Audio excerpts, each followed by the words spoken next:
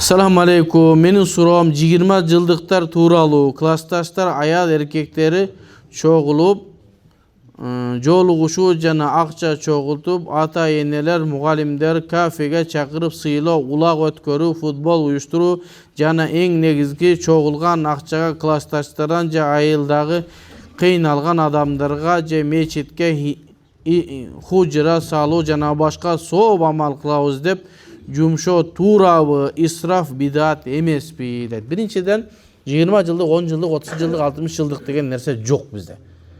Салтыбызда дагы жок. Ошондой эле бирөөлөр кантип чогулушту билбей ушинтип чогулду. Ошол жердеги шариатка туура келбеген көп нерселер бар. Адамдар бош билбейм. Адамдар азыр эс алганга убактыбыз жок болуп атат биздин. Булар эмне кылып иштерди кылып жүрөт билбейм. Чын. Ол 20 жылдыкка баргандан көрө башка иш кылгыла. Эгер акча топтолуш керек, мечит салыныш керек, бир кыйналып аткандар болду. М-банк деген ушундай сонде сразу акчасын которбой болду алып берип коесуң. Бирөө барсын, апарып берип коесуң. Болду. Эсиңерден чыгып калды окшойт. Жакында эле ошол 20 жылдыкпы, 10 жылдыкка барам деп күйөөсү бир аялды өлтүрдү го, кызганычтын айынан. Ошол дагы кайталанбайт деп ким айта алат? Дагы кайталан. Мындан да жаман болушу мүмкүн. Ошон үчүн дайыма шариаттын жолу менен жүрө берсек, иншалла хидаят бизден жолубузда болот.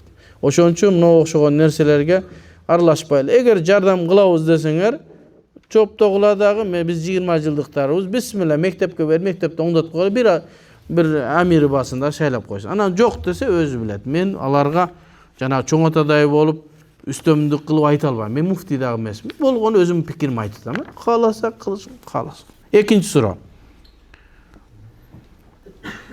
Алак сүрөсүнүн сажда аятын намазда окусак, сүрөнү толук окуганда кадимкидей эле руку кылабызбы? Сажда кылабызбы десеңиз? Себеби сажда аяты бар да жерде, туурабы? Сажда аятын кылгандан кийин сажда аятын окусаңыз, барып руку неме ошол намаздын ичинде сажда кылсаңыз болот. Намаздан чегипесеңиз сажда кылуу милдеттүү болбой калат. Үчүнчү суроо, намазда салаваттан кийин дуа окулабы? Эгер окусак, кайсы дуалар окулат?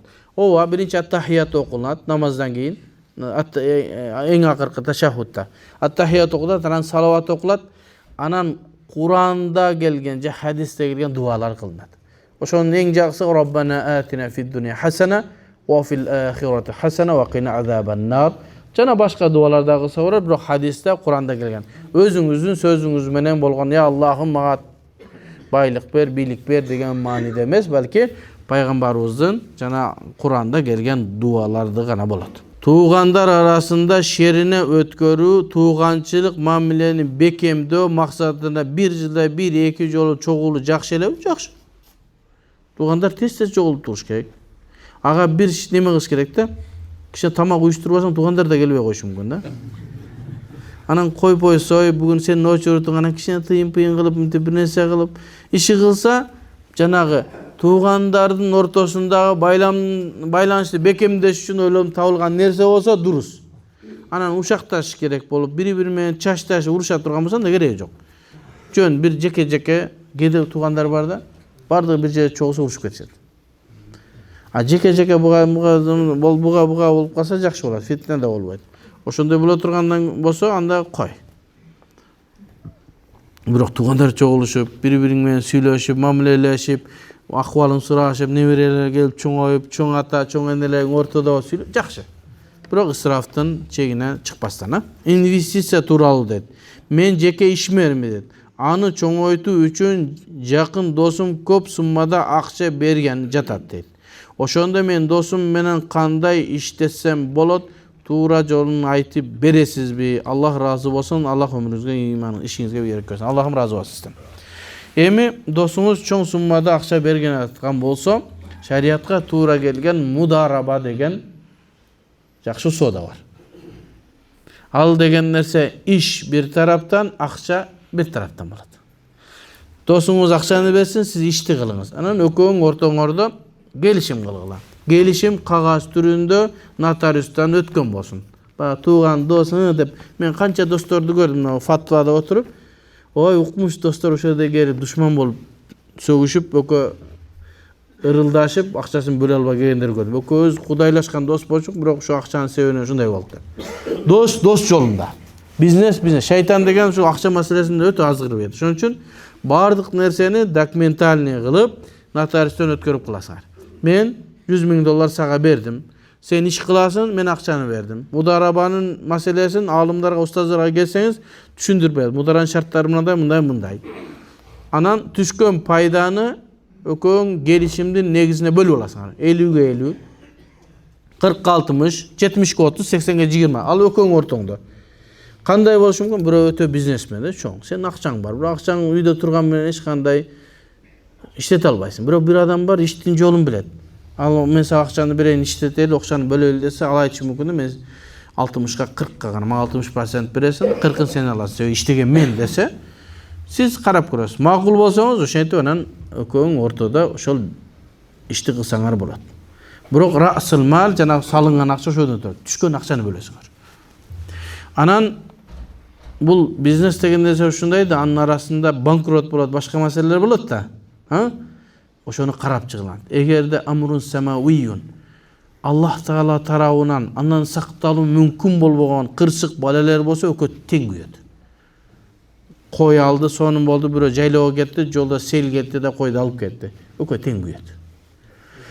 Эгерде иш кылуучу тараптан кээ бир алешемдик же болбосо таамул жакшы кылбастан бизнести банкрот болсо, мисалы үчүн кышта мороженый аппарат алып мороженый сатып өтпөйт. Банкрот болобу? Банкрот болот. Анда тигинин иш билбегендигине болот. Чыгыккан чыгымды тиги көтөрөт.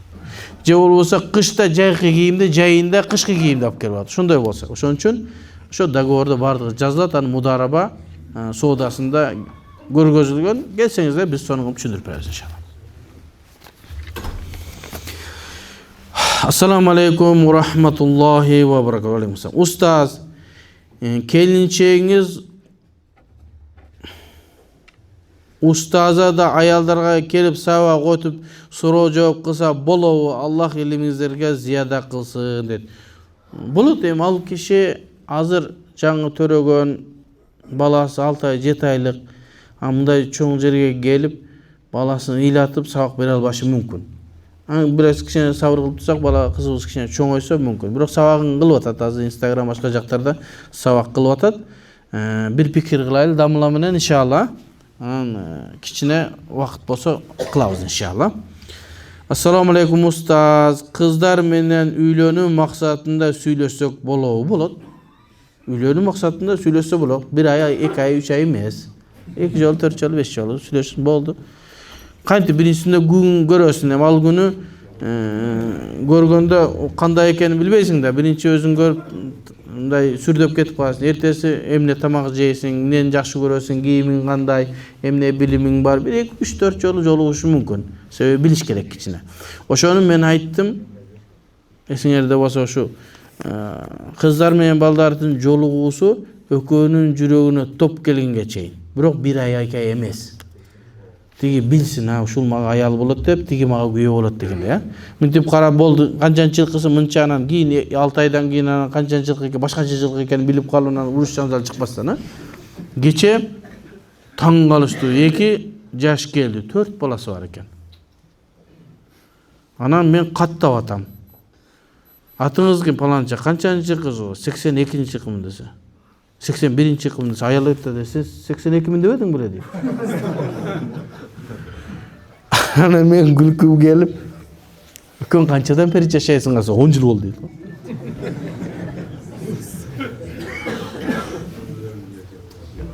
4 balası var eken. Oşo da aytты, aldagı 82 min dese, 82 min demedin mi dedi, al indebey turat. Oşon üçin uşunday kişine tanıganга çeyin 1-2 jolu jolukkanга bolot. Anan kebirki adamda 1 jolu gana joluguşkana 3 jolu jolugsun degen eç jerde jok. Jok. Kitepte de joy şede jok. Bolgany mine? Bunun üy bülösü buzulbasın. Jakşırak karasın, jakbasa getsin, jaksa alsın. Dagı bir ayal menen bir erkek geldi. Aydan köp tajribe alıp atam da. Өзі кеткім келіп отады, бірақ тәжірибесі жақсы екен да. Аялы илеп айтып жатады, үйленгеніне 10 жылдан 15 жылға жақын болыптыр. Айтады, мен мұныға көңіліме келіп тиген емеспін дейді. Мені апам зордап беріп, 15 жыл жашағаннан үш сөз айтты. Демек, үйленіп отқанда итият болуш керек, қараш керек, шашпаш керек. Көңілі бар болса ал. Ұстаз менен атамдың байкесінің аялы көзі ашық, бақшылық қылат. Байкесі қаза болып қалды, қыздары менен аялы эле қалды. Балдары бар, бирок чогуу жашашпайды. Эми мага аялы қыздары намахрам мен кантип туғанчылықты құрсам болады, үйіне барсам болобу. Аялы ошол көз ачыктык менен акча таап күн өткөрөт дейт. Атамдын байкесинин аялы. Демек жеңеңиз болобу? Атаңдын чоң апасы болот да, ошондо. Атамдын байкесинин аялы. Жок, эми ушу алыстан гана аялың, через аялыңыз менен гана байланышасыз, бирок мынтип көз ачыктык кылып аткан болсоң дабат кылыш керек, Көз ачыктык бул кабырлык алып барат, жаман нерсе, Кудайым өзү сактасын, өзүңүз барып неме кылбайсыз. Аял катары мамиле кылбайсыз, себеби сизге махрам эмес ал. Ошо аялыңыз менен барасыздагы бир маселе болсо чогуу чечесиз. Намазда биринчи такбир айтканда парызда эле үн чыгарып айтыш керекпи же сүннөттөрдө дагы ушунун кенене түшүндүрүп берсеңиз. Биринчи такбирди айтканда эгер имам болуп калсаңыз Аллаху акбар деп айтышыңыз керек. Себеби эмнеге? Себеби аркадагы адамдарга имам болуп аткандан кийин угуп тургандай болушуңуз керек. Өзүңүз жеке окуп атсаңыз, кааласаңыз ичиңизден айтсаңыз болот, кааласаңыз сыртыңыздан. Сыртынан айткан жакшыраак, жеке окуп аткан адам. Себеби мисалы үчүн шамды үйүңүздө окуп атасыз жалгызчы. Жария окуган, өзүңүз жалгыз окуп атсаңыз да жария окуган жакшы болот. Себеби мүмкүн периштелер, жиндер сизге уюп окуусу мүмкүн. Ошолдуктан жакшыраак ушундай болот. Пайгамбар саллаллаху алейхи вассаламдын сира китебинен кайсыл автордун китебин окуганга сунуш кылат элеңиз деп. Кыргызчалардан билбейм, чынын айтайын. Себеби кыргызча китеп билбейм. Кайсыл китептер жакшы жазылган. Мыктыбек Арстанбек агабыздын бир китебин уктум эле, кандай экенин билбейм. Жакшы болуш керек. Чуак ажынын көзөмөлүнүн астында жазган болсо керек эле. Ал эми арабчалардан сиро китептер көп. Ибн Хишамдын сиросу бар. Анан эң жакшы бул Зейн Дихлан деген алымдын сиро китеби эң жакшы. Мен устазым Шейх Тарык Сардар Алиден ошондо окуп, ошондон ижаза алганбыз. Ассаламу алейкум. Парыз намазда имам тез окуса уюган адам үлгүрбөй калып атса күнөөкөр болбойбу?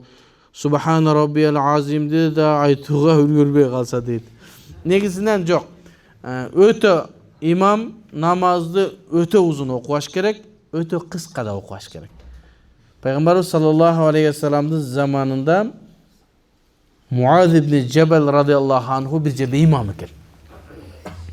Анан бир сахаба, сиздердей араңыздардагыдай бир дыйкандар бар экен, дыйкан сахаба курма башка иштери бар экен, кечкин куптанга чарчап келип эптеп куптанды жамаат менен окуп, анан үйгө барып эс алайын десе Муаз ибн Джабал узун кылып окупту.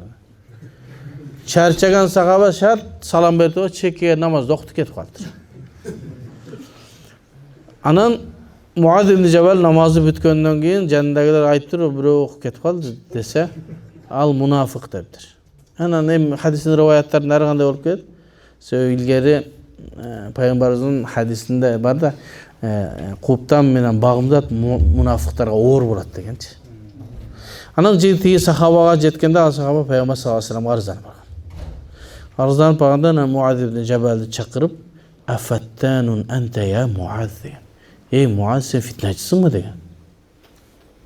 "Не адамдарга узун кылып окуп атасың сен?" Имамда адамдарга имам болгондо кыскараак окуш керек. Кыска десе өтө кыска эмес, мындай бол Субхана Раббиял Азимди айтканга жетпей калса эмес. Эң азы 3 жолу айтыш керек, аднаху, эң азы Субхана Раббиял Азим, Субхана Раббиял Азим, Субхана. Эң азы. Ошого чейин мүмкүнчүлүк бериш керек да имам болгондо. Анан айтылат, пайгамбар саллаллаху алейхи вассалам өзү имам болгондо узун окуйт эле го. Эмне себептен пайгамбарыбыз Муаз ибн Джабалды урушtu. Себеби Муаз ибн Жабал радиаллаху анху пайгамбарыбыздын амалын кылып аткан узунураак окуп. Десе пайгамбарыбыздын башка хадиси бар. Эгерде бирөөгө имам болсоңор кыскара окула, силер аркасында карылар бар, аялдар бар, жаш балдар бар деген. Ал эми пайгамбарыбыз өзү эмнеге узун окуган десе, алымдар ушинтип түшүнөт. Себеби пайгамбарыбыздын аркасынан намаз окуган сахабалар пайгамбарыбыздын намазы менен рахат алышкан. Ошон үчүн пайгамбарыбыз ошолорду билип, анан узурунаак окуган, рахаты көбүрөөк болсун деп. Муаз ибн Жабал башкалардын аркасында намаздар зерип кетиши мүмкүн. Ошону пайгамбарыбызга бул хас маселе узунураак окугандыгы, ал эми башка имамдар эмне кылыш керек? Бираз кыскара окуш керек. Өтө кыска эмес, бирок эми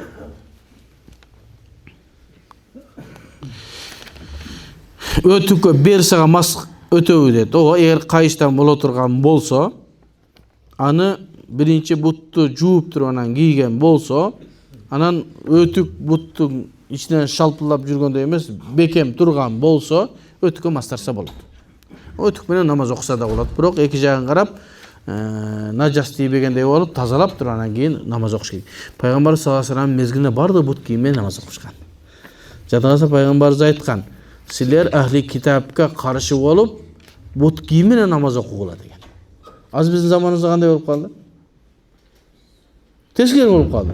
Десе, al-fatwa yatagayyaru bi-tagayyuri az-zaman wal-makan. Fatwa zamandын өтүүсү менен мекенге карап өзгөрүп турат. Ал мезгилде пайгамбарыбыздын мезгилинде жай намаз болгон эмес. Ошон үчүн адамдар бут кийим менен окуган. Анан айткан: "Силер бут кийим менен окугула да ахли китапка, насрани мен яхудтарга каршы кылгыла, ала бут кийимин чечип окуйт" деген. Кийин заман өзгөрдү, бизге жай намаздар салынды. Анан эмнеге өтүгүң менен кирип окуп атсаң эмне дейсиң? Болбойт да, туурабы? Анан ошол өтүктү чечип анан бут кийим менен окуу ушундай болуп кетти, замандын өзгөрүүсүнө байланып. Ал хадиске каршы болуп атат эмес, заман өзгөрдү. Кээ бирки пайгамбардын хадиси амал кылууга актуалдуулугун жоготту десек болот, себеби заман өзгөрдү. Азыр бардык мечиттерде жай намаздар бар, бутту чечип келип окуйбуз. Кээде бир адамдарды да уктук, ошо пайгамбардын сүннөтүн амал кылыш керек деп, бут кийим менен кирип окуган, бар тепкилеп кууп чыккан. Бар үйүңө барып окуй беришин. Парыздан алдын, парыздан кийинки сүннөт намаздарды кээде окубасаң күнөө болбойт дейт. Эми парыздан алдыңкы, парыздан кийинки намаздар экиге бөлүнөт. Мустахаб намаздар, анан сүннаты муаккада, бекемделген сүннөттөр. Мисалы багымдаттын алдындагы 2 рекат сүннөт, сүннаты муаккада, бекемделген сүннөт. Жуманын астында 4 рекат, кийинки 4 рекат сүннөттөр сүннаты муаккада. Пешинин астында 4 рекат, кийинки 2 рекат сүннаты муаккада. Шамдан кийинки 2 рекат сүннат муаккада, куптандан кийинки 2 рекат сүннат муаккада. Ал эми куптанын астында 4 рекат же 2 рекат мустахаб. Шамдан асырдын алдындагы 4 рекат намаз мустахаб.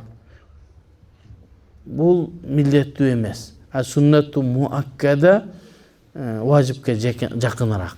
Пайгамбар саллаллаху алейхи ва саллям вазаба алейха. Башкача айтканда пайгамбарыбыз аны эч качан калтырган эмес.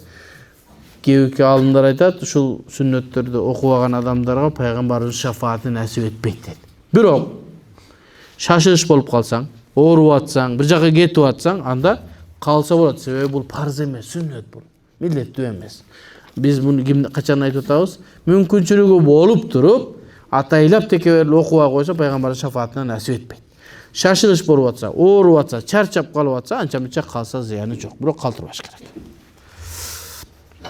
Эмне болду бизге? Ассаламу алейкум. Фитр садаканы ким берет? Үйдөгүлөрбү же сапардагы эркекпи? Эгерде экөө тең бербей калса кандай болот дейт. Садака фитрди акчасы нисапка жеткен адам, бай адам берет. Кимдерге берет? Муктаждарга берет. Же ошо муфтиятка берет, өзүлөрү таап адамдарды берет. Өткөндө да бир кичине фитна чыгып кетти. Биз Рамазанда беришибиз керек эле. Биз берген муфтиятка бергендер Рамазандан кийин, 1 айдан кийин элге таркатылып атат. Бунун фитр садака өтпөй калды деген. Ал жана маскапка кармагандардын фатвасы ол. Bir hadis, iki hadisти görüp alat da ошондой кылат. Bizde Hanafi mazhabı fitr sadaka менен zekettin hükümü birдей. Başka ayтканда zeketти качан болсоң берсең болобу? Болот. Бирок айтка чейин берген жакшы. Fitr sadakаны айтка чейин берген жакшы. Айтты алар дагы майрамдасын. Берилбей калып келсе өмүрүнүн акырына чейин бериш милдеттүү болот. Сапарда болосуңбу, хадарда болосуңбу, экөө бирдей. Эки жактан берип кала турган болсо, мисалы үчүн кээде бирөө сапарда жүрөт да бере албай калды, атасы бардыгынан берип койду. Же болсо баласы берип койду. Же болсо эки тараптан берип койду, нур үстүнөн нур, сооп боло берет. Бербей калса эмне болот? Бериш керек. Өлгөнгө чейин бериш керек. Дарат алганда зара же заң кылса, сөзсүз истинжа кылуу керек. Ой, истинжа кылуу керек, жууш керек, тазалаш керек. Биринчи кесек менен, анан же болбосо кагаз менен кийин жууш керек. Ал эми жел чыкса истинжа кылуу парз эмес. Ооба, жел чыккан болсо ал жакта жуу истинжа кылуу милдеттүү эмес. Жел чыкканда истинжа кылуу бидат деп айтылат. Жел чыкканда башка жакта дарат кылып, истинжа кылынбайт.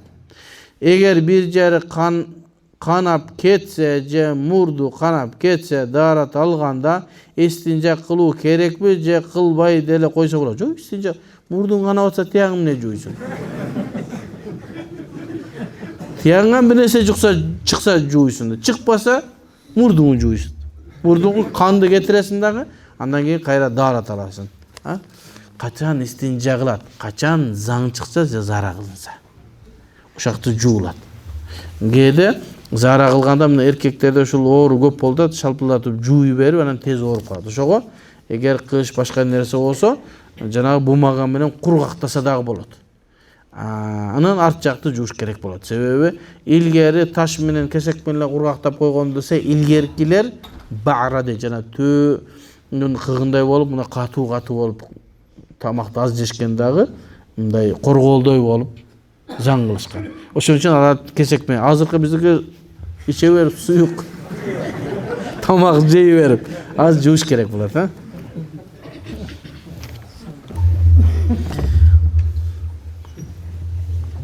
Карта ойносо кумарбы, арамбы, өкүмү кандай дейт? Картаны акча коюп ойногон болсо арам болот. Акча коюп ойносо кумар болот, арам болот. Жөн ойносо макрух тахрими болот. Себеби жөн убакыт кетирип аткан болот. Андан кете окуш керек, Суроо жооп кылалы дейт. Кылып атабыз. Bilyard жөнүндө дагы бир аз мас. Bilyard жөнүндө дагы биз айтканбыз, bilyardты баягы аркасынан кууп, үй бүлө ажырашканга чейин окуш дурус эмес. Бирок бир-эки партия ойносо болот дегенбиз. Кичине көңүл ачыш үчүн анча-мынча. Себеби биздин шариятыбызда пайдасыз оюндар лаху. Жөн эле убакытты кетирүү. Ошон үчүн аны ойногон жакшы эмес. Эми кичине бир-эки партия бирөө жакшы көргөн болсо макул. Футбол, волейболдор бул жакшы. Денеге пайдасы тиет, Амин. Бисмиллахир-рахманир-рахим. Алхамдулилlah, вассалату вассаламу аля расулилlah. Аллах таалам ушул мечиттин жамаатына, анан ушул дамлабызга, Абу Бакыр таксырыбызга жана жамаатыбыздан Аллахым разы болсун. Кандай жакшы ниеттериңиздер болсо Аллахым кабыл кылсын. Мындай жамаат, нурлуу жамааттан Аллахым өзү разы болсун. Сиздердин астыңыздарга келип ушунчалык кубанып, ушундай илимди сүйгөн, динди сүйгөн инсандар Кудайым эки дүйнөнүн жамандыгын көргөзбөсүн. Араңыздардан аалымдар, карылар чыксын. Балдарыңар, небериңерден аалымдар чыксын. Үй бүлөңүзгө тынчтык, аманчылык болсун. Элиңерге, жериңерге ушул айыл бардыгына бир Аллахым берекесин берсин. Анан ылдый жактан бир деректер дагы дуа сураптыр. Аллах таалам ошол мектепке, анын башчыларына, мугалимдерине, ошодо окуган окуучуларга Кудайым береке берсин. Ошол жерден илимдүү, билимдүү, элибизге, жерибизге кызмат кылган адамдар чыксын. Ошол жерден аалымдар чыксын, карылар чыксын, илимдүүлөр, ученыйлар чыксын. Кудай таалам эч качан жамандык көргөзбөсүн, элибизге тынччылык, аманчылык болсун. Бирахматка.